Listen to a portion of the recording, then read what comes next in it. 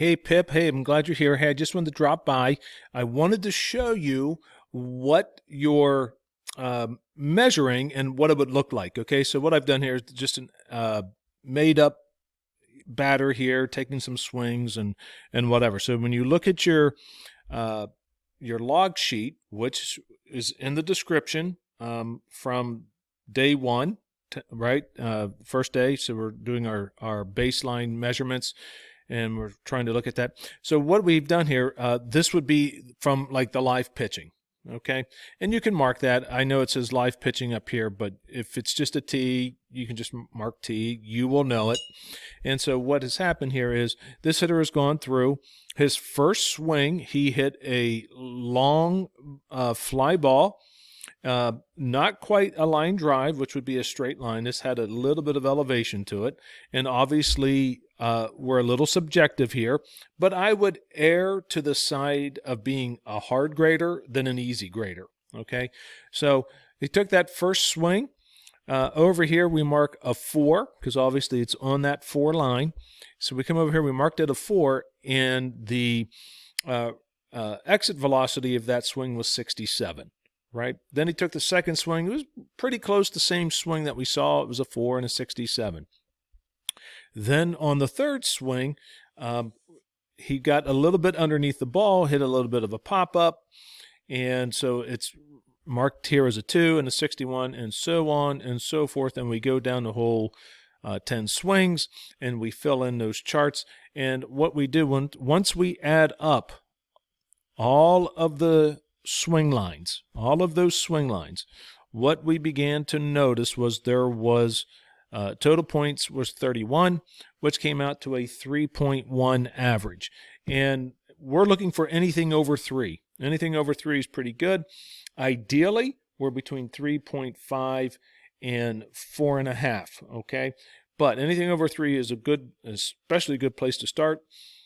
It's sort of telling us we have a little bit of a line drive consistency that we have working for us. Obviously, we can always improve it. Other than that, we saw that on the fourth swing, he hit a wonderful line drive. That was 77. Okay, but when we look at everything else, we see that we added everything up, divided by 10, and we ended up with 64.7 was the average. And we're not going to throw one out. As we see this 10th swing, just topped it. It hit like maybe 4 or 5 feet right out in front of him, and it came up as 50 on the radar gun. We want to have that, okay? Down the road, it's going to look really nice when we come back and we start to compare this.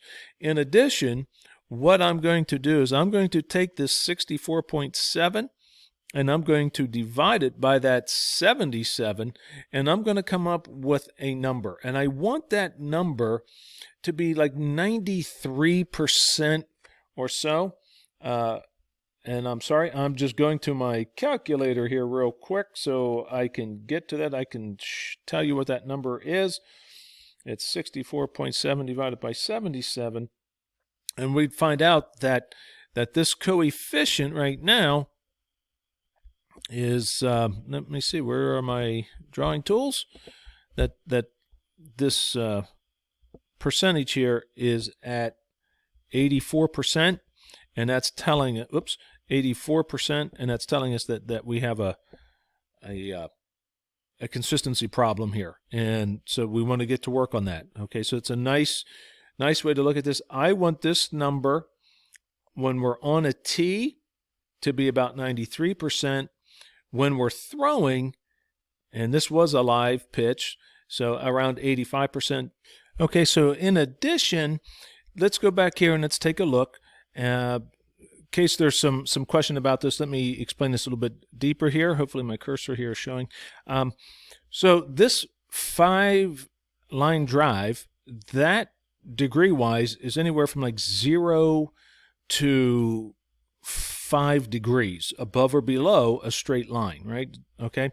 The 4s, those are somewhere between 10 to 15, 10 to 20 degrees going up and going down.